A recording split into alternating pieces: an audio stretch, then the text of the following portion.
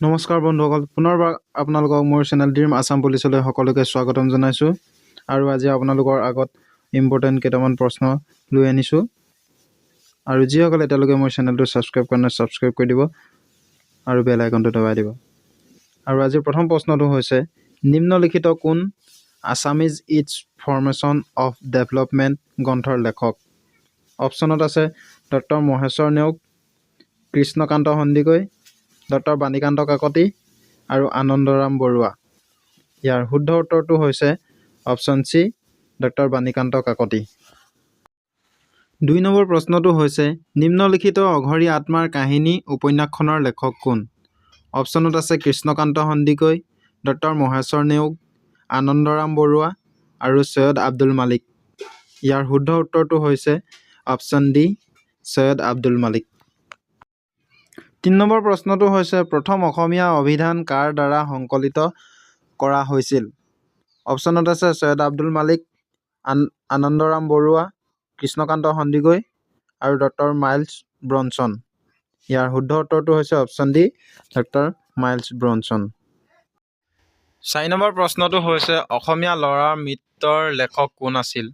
অপশ্যনত আছে আনন্দৰাম ঢেকিয়াল ফুকন, আনন্দ চন্দ্ৰ বৰুৱা, যতীন্দ্ৰনাথ দুৱৰা আৰু হেমচন্দ্ৰ বৰুৱা।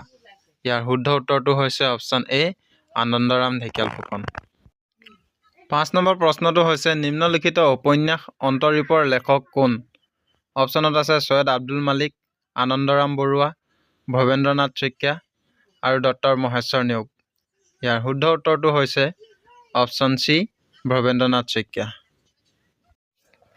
৬ নম্বৰ প্ৰশ্নটো হৈছে, কোনখন প্ৰথম অসমীয়া উপন্যাস? অপশ্যনত আছে মৃত্যুঞ্জয়, ভানুমতী, পদুম কুঁৱৰী আৰু মিৰি জীয়ৰী। ইয়াৰ শুদ্ধ উত্তৰটো হৈছে অপশ্যন বি, ভানুমতী। ৭ নম্বৰ প্ৰশ্নটো হৈছে, আধা লেখা দস্তাবেজ কাৰ দ্বাৰা লিখা হৈছে? অপশ্যনত আছে মামণি ৰয়ছম গোস্বামী, বাণীকান্ত কাকতি, কৃষ্ণকান্ত সন্দিকৈ আৰু চৈয়দ আব্দুল মালিক। ইয়াৰ শুদ্ধ উত্তৰটো হৈছে অপশ্যন এ, মামণি ৰয়ছম গোস্বামী। আৰু যিসকলে এতিয়ালৈকে মোৰ চেনেলটো ছাবস্ক্ৰাইব কৰি দিয়া নাই, ৮ নম্বৰ প্ৰশ্নটো হৈছে, সুগন্ধি পখিলাৰ লেখক কোন? অপশ্যনত আছে হীৰেন ভট্টাচাৰ্য, মামণি ৰয়ছম গোস্বামী, হোমেন বৰগোহাঁই আৰু ভৱেন্দ্ৰনাথ শইকীয়া। ইয়াৰ শুদ্ধ উত্তৰটো হৈছে অপশ্যন এ, হীৰেন ভট্টাচাৰ্য। ৯ নম্বৰ প্ৰশ্নটো হৈছে, হালধীয়া চৰাইয়ে বাওধান খায় কাৰ দ্বাৰা লিখা হৈছে? অপশ্যনত আছে হোমেন বৰগোহাঁই, ৰীতা চৌধুৰী, অৰূপা পাতিংগা কলিতা আৰু হীৰেন গোহাঁই। ইয়াৰ শুদ্ধ উত্তৰটো হৈছে অপশ্যন এ, হোমেন বৰগোহাঁই। ১০ নম্বৰ প্ৰশ্নটো হৈছে, প্ৰথম অসমীয়া শিশু চলচ্চিত্ৰখনৰ নাম কি?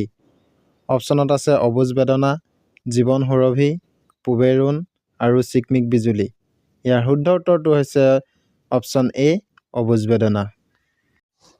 ১১ নম্বৰ প্ৰশ্নটো হৈছে, চলচ্চিত্ৰলৈ ৰূপায়িত হোৱা প্ৰথম অসমীয়া উপন্যাসখনৰ নাম কি? অপশ্যনত আছে মিৰি জীয়ৰী, পিতা পুত্ৰ, পৃথিৱীৰ হাঁহি আৰু মনোমতী। ইয়াৰ শুদ্ধ উত্তৰটো হৈছে অপশ্যন ডি, মনোমতী। ১২ নম্বৰ প্ৰশ্নটো হৈছে, ভৱেন্দ্ৰনাথ শইকীয়াই কোনখন গ্ৰন্থৰ বাবে সাহিত্য অকাডেমি বঁটা লাভ কৰে? অপশ্যনত আছে শৃংখল, ৰাতি ফুলা ফুল, ৰং মিলিৰ হাঁহি আৰু সেন্দুৰ। ইয়াৰ শুদ্ধ উত্তৰটো হৈছে অপশ্যন এ, শৃংখল। ১৩ নম্বৰ প্ৰশ্নটো হৈছে, নিজৰাৰ কবি বুলিলে কোনগৰাকী কবিক জনা যায়?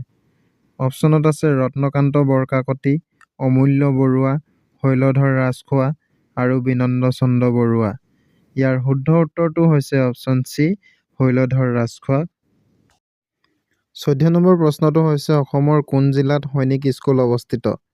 অপশ্যনত আছে বঙাইগাঁও, গোৱালপাৰা, শিৱসাগৰ আৰু তিনিচুকীয়া। ইয়াৰ শুদ্ধ উত্তৰটো হৈছে অপশ্যন বি, গোৱালপাৰা জিলাত। ১৫ নম্বৰ প্ৰশ্নটো হৈছে, অসমৰ ক'ত গৰম পানীৰ উঁহ আছে? অপশ্যনত আছে গোলাঘাট, দুলীয়াজান, নলবাৰী আৰু নগাঁও। ইয়াৰ শুদ্ধ উত্তৰটো হৈছে অপশ্যন এ, গোলাঘাট জিলাত। ১৬ নম্বৰ প্ৰশ্নটো হৈছে, অসম সাহিত্য সভাৰ প্ৰথম অধিৱেশন ক'ত অনুষ্ঠিত হৈছিল? অপশ্যনত আছে শিৱসাগৰ, তেজপুৰ, নগাঁও আৰু বৰপেটা। ইয়াৰ শুদ্ধ উত্তৰটো হৈছে অপশ্যন এ, শিৱসাগৰ। 17 নম্বৰ প্ৰশ্নটো হৈছে উপন্যাস সম্ৰাট বুলিলে কাক বুজা যায়? অপশ্যনত আছে ৰজনীকান্ত বৰদলৈ, সৈয়দ আব্দুল মালিক, অতুল চন্দ্ৰ হাজৰিকা আৰু বেণুধৰ শৰ্মা। ইয়াৰ শুদ্ধ উত্তৰটো হৈছে option A Rajanikanta Bordoloi. 18 number প্ৰশ্নটো হৈছে অসমৰ কোনখন জিলাত নামেৰী ৰাষ্ট্ৰীয় উদ্যান অৱস্থিত? অপশ্যনত আছে শোণিতপুৰ, দৰং, গোৱালপাৰা আৰু কাৰ্বি আংলং। ইয়াৰ শুদ্ধ উত্তৰটো হৈছে অপশ্যন এ শোণিতপুৰ। 19 নম্বৰ প্ৰশ্নটো হৈছে অসমৰ নাইটিংগেল বুলি জনপ্ৰিয়ভাৱে কাক জনা যায়? অপশ্যনত আছে দীপালী বৰঠাকুৰ, অনিমা চৌধুৰী, সৌন্দৰ্য শৰ্মা বৰুৱা আৰু মালিকা বৰা।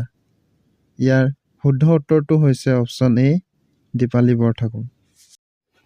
আৰু আজি শেষৰটি প্ৰশ্ন হৈছে সাহিত্য অকাডেমীৰ সৈতে সন্মানিত হোৱা প্ৰথমখন অসমীয়া গ্ৰন্থ বনফুলৰ লেখক কোন? অপশ্যনত আছে পদ্মনাথ গোহাঁই বৰুৱা, যতীন্দ্ৰনাথ দুৱৰা, মফিজুদ্দিন আহমদ হাজৰিকা আৰু হেমচন্দ্ৰ বৰুৱা। ইয়াৰ শুদ্ধ উত্তৰটো হৈছে অপশ্যন বি যতীন্দ্ৰনাথ দুৱৰা। ইমান সময়লৈকে ভিডিঅ'টো চোৱাৰ বাবে সকলোকে ধন্যবাদ। আৰু যিসকলে এতিয়ালৈকে মোৰ চেনেলটো ছাবস্ক্ৰাইব কৰি দিয়া নাই ছাবস্ক্ৰাইব কৰি দিব আৰু লগতে চেনেলটো শ্বেয়াৰ কৰি দিব। ধন্যবাদ।